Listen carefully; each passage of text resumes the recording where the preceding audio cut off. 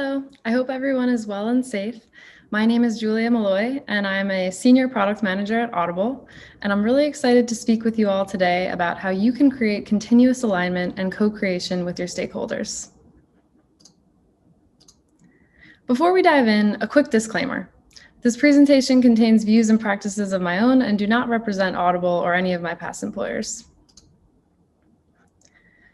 So, as product managers, we often talk about the customer journey, the steps that our customers take and the stages that they go through before, during, and after interacting with our product. But as product teams designing the experience, we also go on a journey of our own, a journey through the life cycle of the feature or initiative we're working on, all the way from idea to launch. As we move through this process of ideation, testing, iterating, there are many different paths that we can take and many decisions to make along the way. Staying on track requires everyone involved to go on this journey together. Let me ask, have you ever worked on a feature or initiative for weeks or even months, collaborating with designers and engineers, validating your concepts through prototyping and user research, maybe even building the solution and getting close to launching it, only to have a key stakeholder come out of seemingly nowhere and say that it's not going to work? Maybe they provide some critical feedback that causes you to have to go back to the drawing board, or maybe they scrap the whole project because of a constraint or a change in strategic direction that you weren't aware of. It's frustrating.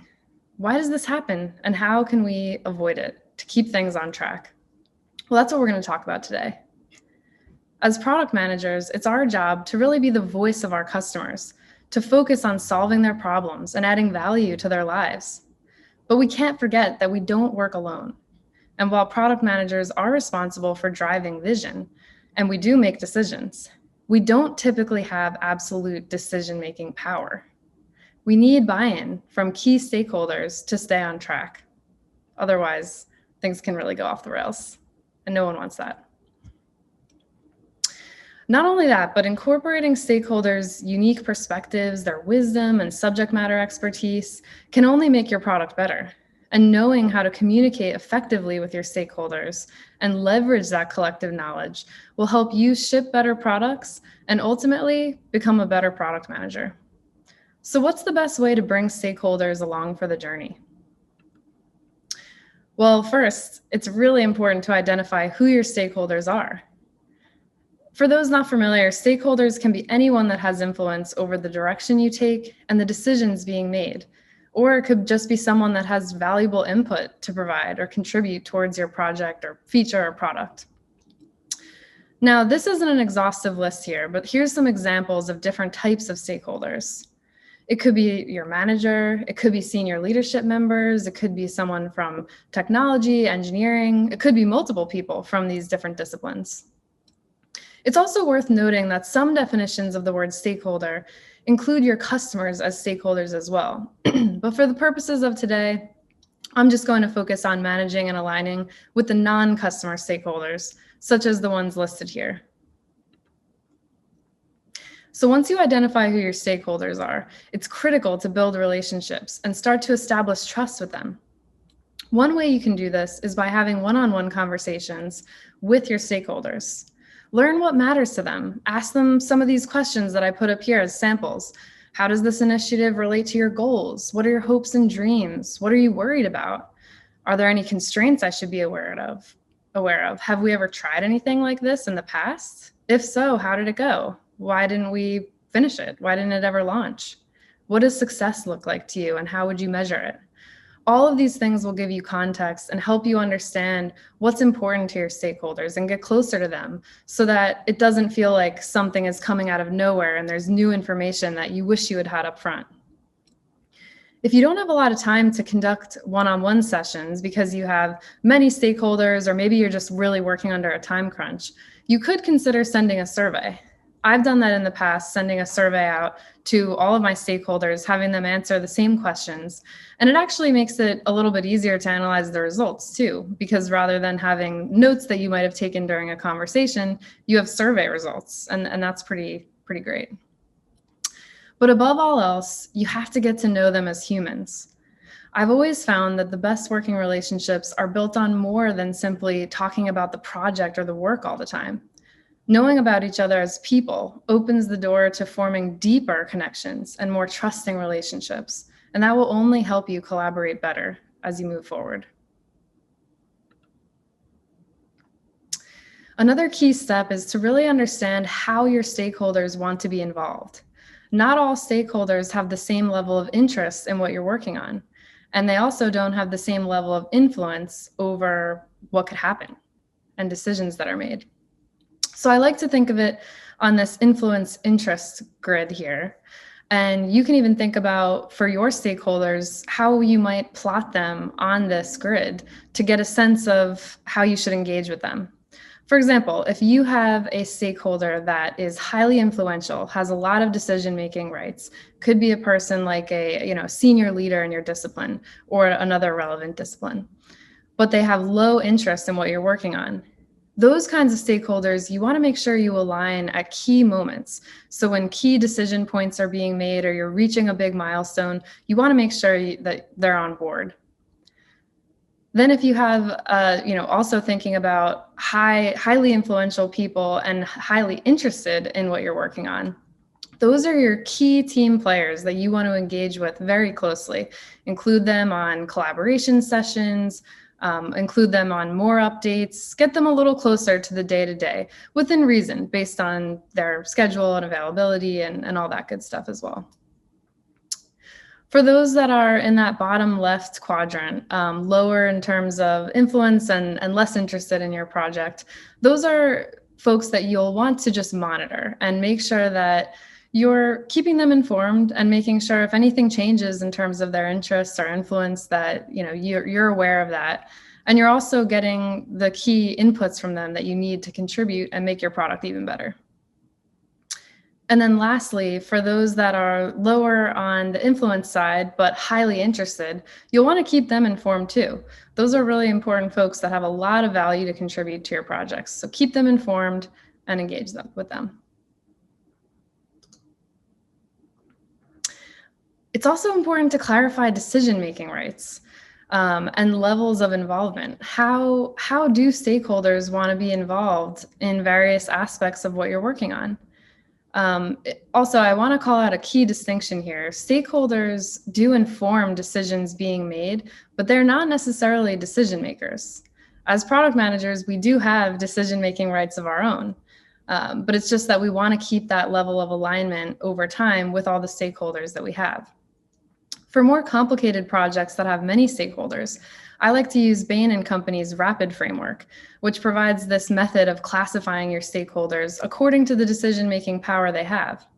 So RAPID stands for these different definitions I've got on the slide here. So the R is for recommending a decision or action. So this is a team member that's going to be doing a lot of the work to compile what the solution is and then recommend that approach. This could be a product person. It really could be any stakeholder as well, depending on the makeup of your team. Agreeing means that you have to be aligned to the decision that's being made. You have to agree with the decision.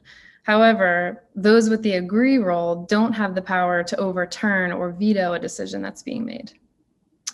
Perform is one that I don't always use, but it is helpful on some projects if you're looking to really identify ownership of who's doing what.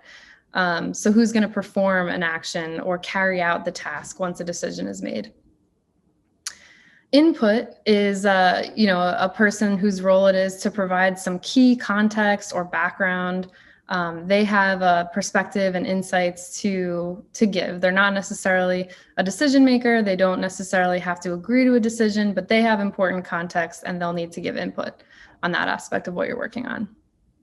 And then lastly, the D is for decide, and that is the person that really commits the team to action. This is the final decision maker, the approver. It's the person that really has the power to say yes or no. Now, there can be multiple decision makers, but ideally you would limit it to a small number. One is the best, but if there's multiple decision makers, that's okay. Here's an example of how your matrix could look if you had 3 different stakeholders. In the left-hand column, you list your focus areas. This example is showing high-level areas such as the roadmap, UX design, messaging, and copy, and the measurement plan. But you can make this your own and add as many as you need based on your initiative. You can even include yourself in the matrix as well if that's helpful for you. It's important that your stakeholders are aware of this matrix and agree with their roles. So I would definitely recommend filling this out with each stakeholder and talking through how they want to be involved in each step of the project that you're working on. You also want to make sure that you're sharing this in a place that's easy for you and other team members to refer back to over time as these decision points come up. So you can see in some of these examples here for the roadmap, the senior leader is ultimately the decision maker. So the senior leader gets to decide if and when certain things are happening on the roadmap and when they're going live. Now, marketing might just give input to the roadmap, but they're not actually a decision maker there. And legal has no role in that. But on the flip side, when it comes to messaging and copy, legal is actually the decider, because there's obviously, for legal reasons, you want to make sure messaging and copy is approved. Co-creation with stakeholders. So once you've aligned with your stakeholders, you've clarified their involvement, now it's time for the really fun part, co-creation. Early on, it's so beneficial to collaborate with stakeholders to really supercharge alignment and idea generation. When everyone has a seat at the table, it means all key stakeholders, including you, have a voice, and they can bring up their unique perspective. They can raise concerns or objections. It's a much better way of working than the design and reveal approach that I've seen far too often. This is how you truly bring everyone along for the journey that I mentioned earlier. And what do I mean exactly by co-create? I'm referring to inviting stakeholders to participate in design or problem-solving sessions. I like to conduct them as workshops with a series of activities that facilitate the discussion and really drive to the outcome that I'm looking for. Some of those outcomes can include new ideas, ways to overcome challenges or constraints, concepts for solutions.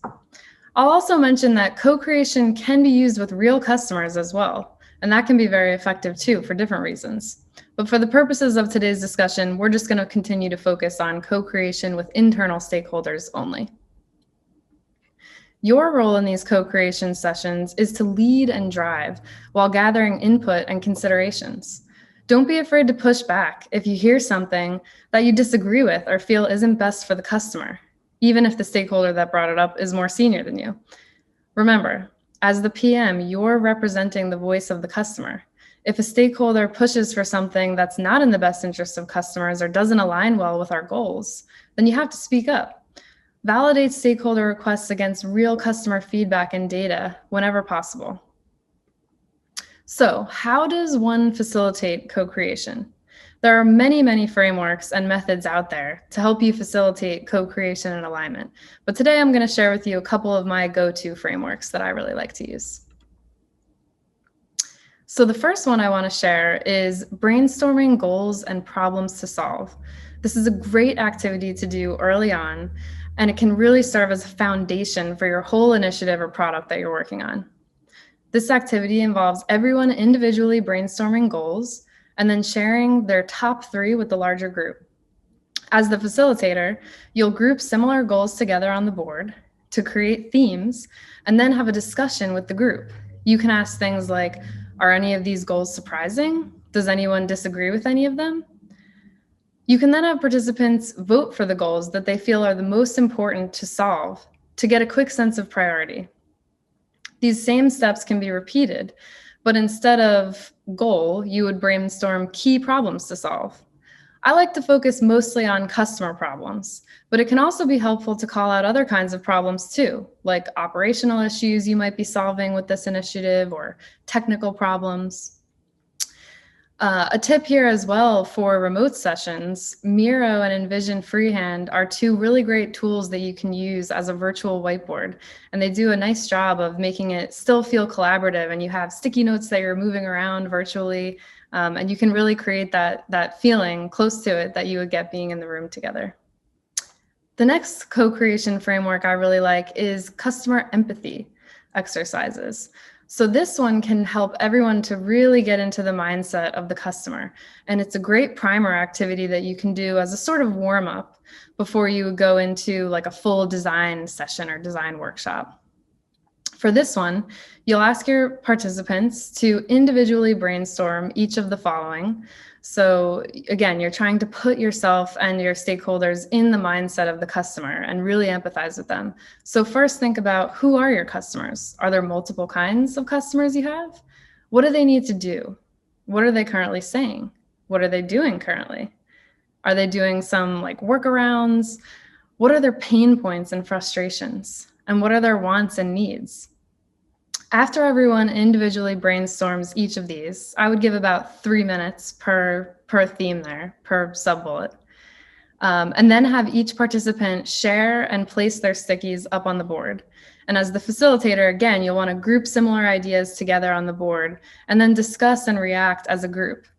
If you want to vote to prioritize, you could. For example, say a ton of pain points and frustrations came up, or a ton of customer wants and needs, and you might start to feel like, whoa, these are way too many things to solve right now with this initiative.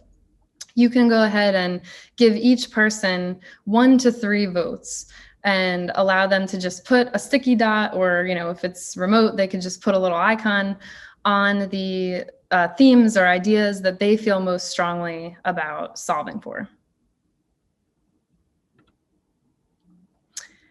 Another co-creation framework I really like to do is a sketching session. This is a great way to generate ideas for solutions and get everyone involved and make sure everyone's ideas are heard. So the way you facilitate this one, if you have many participants, sometimes these can be quite large sessions and they're really fun, you'll want to break everyone up into smaller groups of about 3 to 5 people per group. You'll want to share some background info on sketching, knowing that not all stakeholders are familiar with UX and product practices like this. You can talk about things like using some simple shapes and lines. You're able to communicate your ideas, and it's not about being a designer per se or being a great drawer. You certainly don't need those skills. Anyone can sketch. You just have to get your ideas on paper. Once you give some background and share some examples, then you can present the design problem to the group. So what are we actually trying to solve for with these sketches? An example of this could be, how might we design a sign-up flow that is faster and reduces customer drop-off? It's important to tie back your design problem to the goals that you're trying to achieve or the metric that you're trying to move. It'll keep everyone focused, and it makes it a lot easier to evaluate the solutions later on as well. You'll want to give participants about 5 to 7 minutes to individually sketch out their solution. Once they draw it, then ask the participants to share their sketch within just their small group. The small groups will discuss and align on the solution that they think is the best. It can be a combination of aspects from different solutions or from different sketches. And then give the small group another additional 5 to 7 minutes to sketch again, this time refining the solution based on the discussion they had in their small group. Typically for this second round, just one person will sketch the final solution. At that point, each smaller group will present their final sketch to the bigger group. And this is a great way to discuss and maybe even start to prioritize a little bit based on feasibility and goals, and really just hear the reactions of everyone. Again, this is a great framework to use to generate ideas, and I think it's actually really fun to get people together from all different disciplines, because sometimes the ideas that come out are really, really creative, and you might not have thought of them yourself. So, some principles for successful stakeholder co-creation, things to keep in mind. I really like to take the more the merrier approach with these early collaboration sessions, meaning all willing stakeholders should join. A common pitfall I've seen is to set up a big kickoff discussion meeting with maybe you presenting and having some Q&A. While that discussion is great, it's really not as effective with a large group, and you'll find that not all stakeholder voices are being heard, or maybe the conversation spirals and you can't get it back to focus on what you want to work through. When you have all the stakeholders involved, it is helpful to add some structure to these larger sessions with these activities. Do be mindful of your audience, though, when selecting a collaboration approach, as some methods might be too in the weeds for more strategic-minded stakeholders. You'll want to make sure that you level set on that. The next one is about keeping in mind that conflict is a good thing. When conflicts and disagreements arise, you really don't want to shy away from them. Dive into it, ask for more context, truly try to understand the problem that your stakeholder is trying to solve. See if you can connect the problem back to your goals. Which approach or solution better aligns?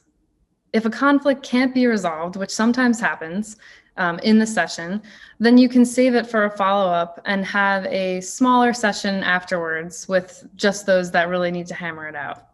Sometimes in these workshops, I'll like to keep a running board that has all of the like open items or complexities that we couldn't necessarily solve on the spot, but were really great to highlight and we did make some good progress on, just so we can remember to go back to them later. You also want to make sure that you align on your goals first before jumping to solutions. It's so much easier to evaluate solutions based on how well they'll achieve your goal, rather than just trying to come up with random solutions or ideas before you really have that foundational alignment on what you're actually trying to achieve for your customers and your business. You also don't want to let the co-creation session be the end of your collaboration. You want to follow up with the group with outcomes and really repeat back what happened. Document them in a place that everyone can refer back to. I've been a part of some sessions before where the energy in the room feels really great and decisions are being made and we all leave the room feeling energized and like, this is awesome, here we go, so much alignment. And then it happens that there was no note taker, or we, forgot to take pictures of the whiteboard. And then we kind of lose track of where everything is. Or maybe I have my own notes, but I didn't share it out. So it's really important to have that follow-up, close the loop, and put everything in a place that is easily referable to. And hold yourself accountable to that over time. And lastly, have fun. These kinds of workshops and activities and one-on-one conversations with stakeholders really break up some of the monotony of the day-to-day of just like meetings and heads down work, and it's fun. It's a different format that people really enjoy. So you want to make sure that the energy in these sessions is light and fun and all ideas are welcome. It really just makes it go a lot more smoothly and a lot more positively. It's also important to note that stakeholder alignment is not a one-time thing. You can't just do one session and then it's like, great, we're aligned and we never will talk again on this. It's an ongoing relationship and something to maintain throughout the whole product lifecycle. Consider how your stakeholders want to be kept involved. This is something you can ask them about in those upfront stakeholder sessions I was mentioning earlier, in those one-on-ones. Here's some examples of communication approaches I've used in the past. You could have a weekly status meeting for those highly engaged stakeholders where you review progress, work in progress, you get feedback. You could do a bi-weekly status update email if there's not enough time on calendars to have more meetings. You could also set up recurring one-on-ones or recurring small group sessions with key stakeholders. And don't forget to use the decision matrix. If a decision point comes up related to one of those focus areas that you listed out, make sure you check that matrix to remind yourself, oh, this person has great input to give here, or this person has to agree to the decision that we're making. To summarize what we've discussed today, remember to identify your stakeholders early and truly bring them along for the ride. Get to know them as humans and really build trust. Clarify their involvement, their interests, and the decision-making rights, and co-create with a structured method to really supercharge idea generation and alignment and ensure that everyone's voice is heard. And lastly, remember that alignment is not a one-time thing. Keep it going with a communication strategy like I just mentioned. And if you do that, all of these, you really should be able to avoid those painful misalignment moments and going off the rails. Leverage the connective knowledge of your stakeholders, and ultimately you will be able to ship better experiences for your customers. Thank you very much for joining, and thank you so much to Product School for having me. Be well and stay safe.